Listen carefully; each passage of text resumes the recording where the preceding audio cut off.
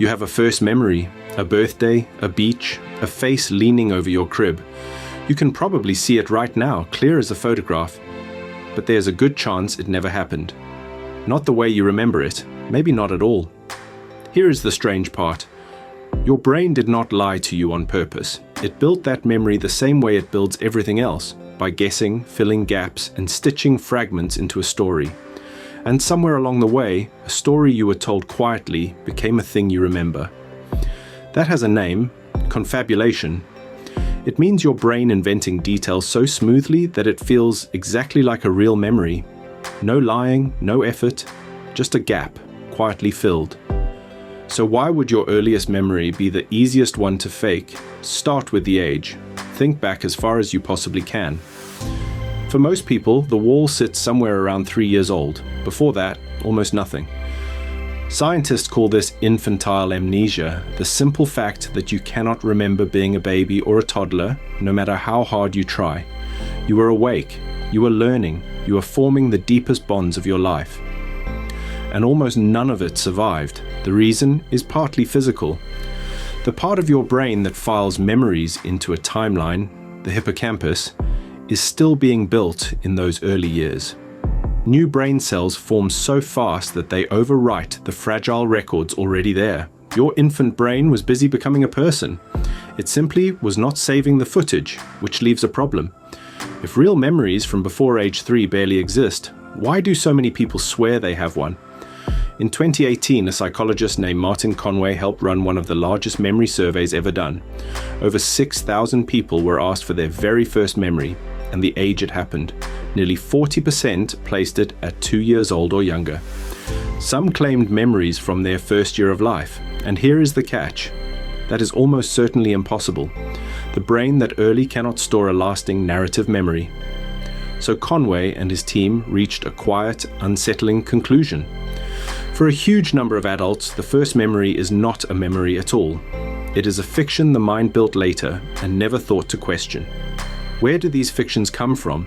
Usually from outside you, a photo you saw 100 times, a story your parents loved to tell, an old home video. Your brain takes that secondhand information, paints it in first person, adds a smell, a sound, a feeling, and hands it back to you as something you personally lived. The famous psychologist Jean Piaget had one of these. For years he vividly remembered being kidnapped as a baby. Sitting in his pram, a stranger lunging, his nurse fighting them off.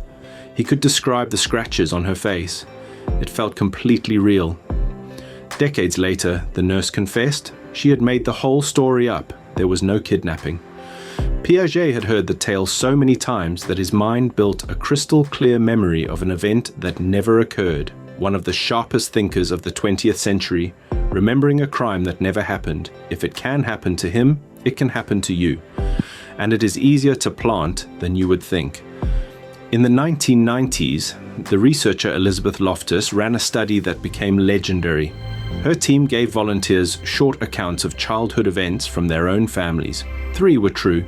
1 was completely invented, getting lost in a shopping mall as a young child.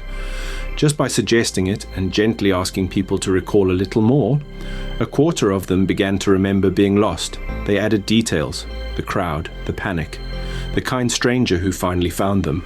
A full memory for something that never happened, built in a lab in a few short sessions. Loftus had shown the world how thin the line between memory and imagination really is. So here is the twist that should bother you. It is not just your first memory. Every time you recall anything, you do not play it back like a video.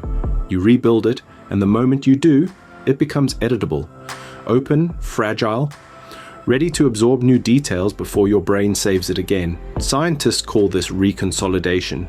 It means your most told memories, the ones you are surest of, are the ones you have rewritten the most. Each retelling is a chance to change them. You are slowly editing your own past, and you have no idea you are doing it. Think about what that means. The memories you trust the most are not your most accurate. They are your most rehearsed.